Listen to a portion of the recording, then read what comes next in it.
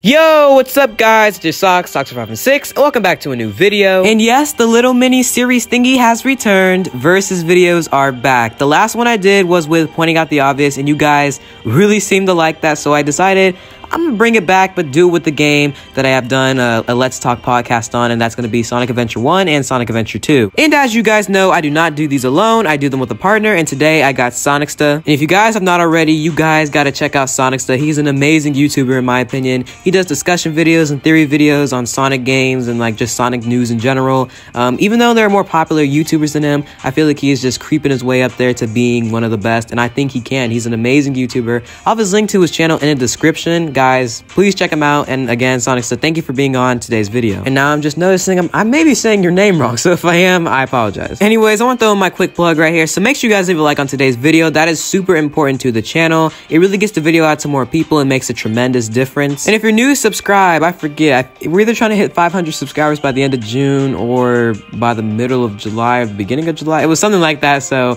just make sure you guys subscribe. We're almost there. I believe at the time of this recording, I believe we're exactly 50 away, so help me get there. I really appreciate it. And one last thing before this video begins, when my section was recorded, it was like 3 or 4 weeks ago. So this is like post-recording, and right now this is like future me, like a couple days before this video comes out. So again, my section was like 4 weeks ago or 3 weeks ago, and now this is just future me. I don't know if that really changes anything, but yeah, I just want to tell you guys. So I am going to be going first since I am defending SA1, and then Sonicsta will go after me since he's defending SA2. But without further ado, let's go ahead and jump into this.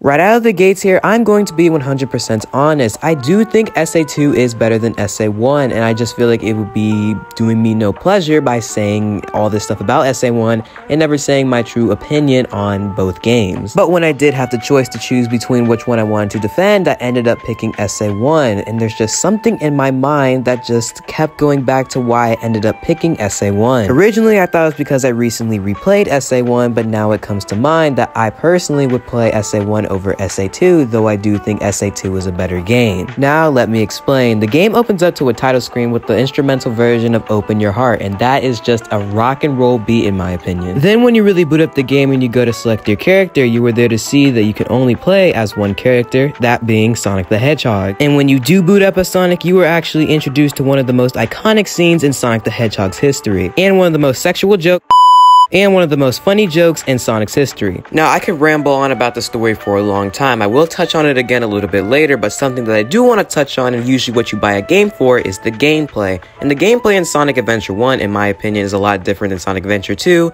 that being the level design, and is being like more of an open world. SA2 gets it with the more linear gameplay, and again, as I just said, SA1 has that more open gameplay, and I feel like especially for like Sonic, Knuckles, and like maybe Amy, if you would like to say, the more open gameplay works. And speaking of those characters, some of the reasons why we still love them today is because of the stories in SA1, that being like example Tails. The reason we love Tails is because he's learning to become his independent person from Sonic. And though for sure the gameplay doesn't really represent a good way of his story, making him only having to do races, SA2 really can't say anything because they just stick Tails in a mech for all of his stages. And usually when people talk down about SA2, the mech stages are the first thing that come to mind. And even like Knuckles and Amy, they do play major roles in the story. Knuckles trying to get his Master Emerald pieces back, also like introducing a new gameplay style with finding the Master Emerald, and Amy also playing a pretty big part, not just trying to love Sonic and just be kind of a nuisance, but she's also pretty big in Gamma's story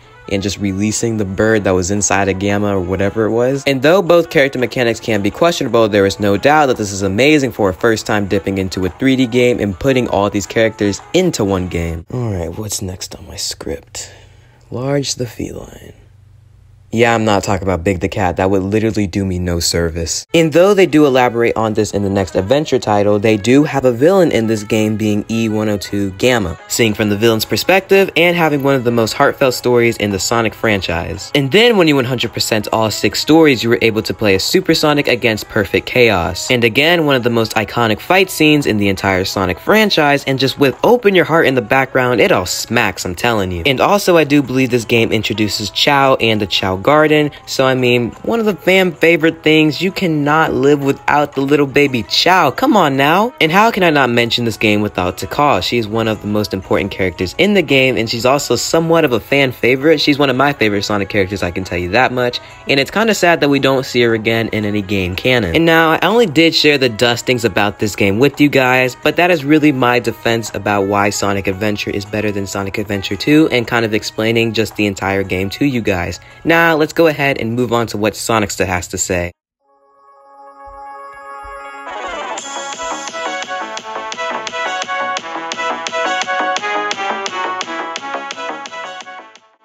Right out the gate, Sonic Adventure 2 starts off really amazing. We see Sonic jump off of a helicopter and deliver one of the most iconic lines in the Sonic the Hedgehog franchise. This entire introduction serves as such a Sonic-esque opening that it feels like you get the perfect essence of the character through one scene. And immediately after this scene, we have the first level of the game. Now it's up for debate, but this level is regarded by many as the best introduction level to Sonic the Hedgehog video games. And you can kind of see why. With Crush 40 playing Escape from the City while you're literally escaping from the city, it just fits the atmosphere so well. Fundamentally, this level is flawless. Right out the gate, you're introduced to so many things that this entire game will have in store throughout one level. This level will have you snowboarding, rail grinding, and even running from a giant gun truck.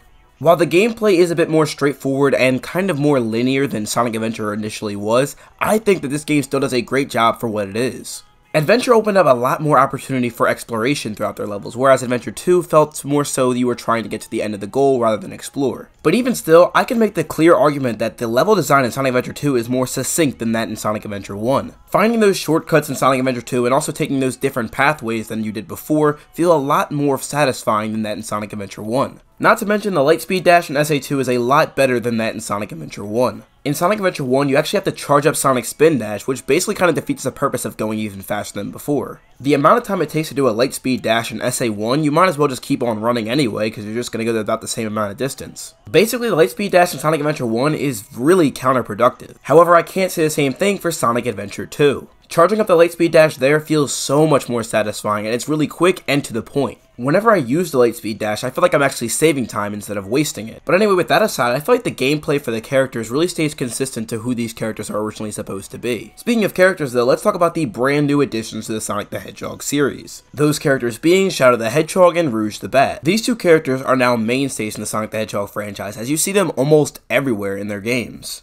Us Sonic fans like these characters so much that Sega has decided to put them in everything, and it's kind of hard to find a game where they're not actually in. While both these characters are great additions to the series, I want to take a deeper look at Shadow the Hedgehog. Now, Shadow the Hedgehog was the initial selling point for Sonic Adventure 2. That, and of course, it was the sequel to the already critically acclaimed Sonic Adventure 1. But either way, right from Sonic Adventure 2's announcement, Sega stayed pretty quiet about Shadow as a character. The only information we really had to go off of was that Shadow was supposed to be the dark version of Sonic the Hedgehog. And this was already a pretty cool concept. Now, of course, we have seen like anti-Sonics or reverse Sonics before, such as Metal Sonic, but none like Shadow the Hedgehog. Shadow bared a backstory that made you actually feel for him and understand why he took these methods that he did. The only family or friends he ever had died right before his very eyes. Knowing that information, he wanted to get revenge on humanity. This sets up the story that we know as Sonic Adventure 2. But backstories aside, the main story is actually much different than anything we've seen in the whole Sonic series before. Shadow does some bad stuff and Sonic gets arrested because people think that he is Shadow the Hedgehog.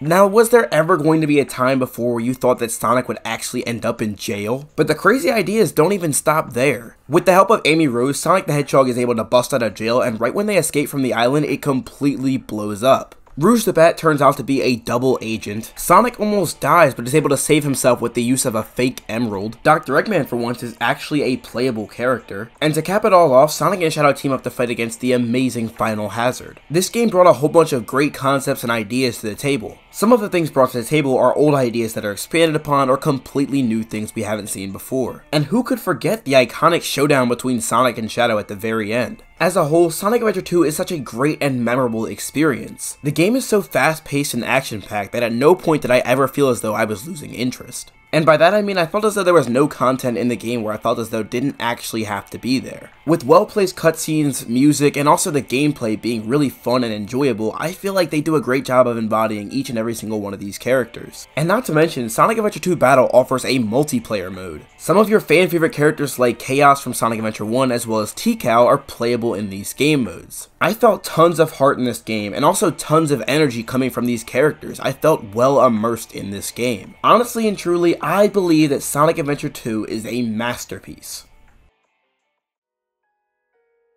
So, it's time for the most important part of this video. Who had the better argument?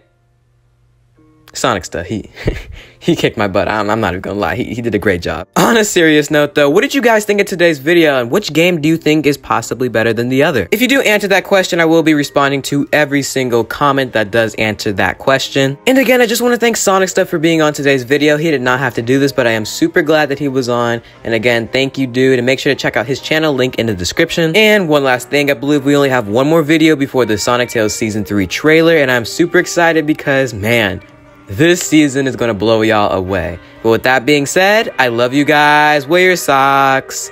Peace.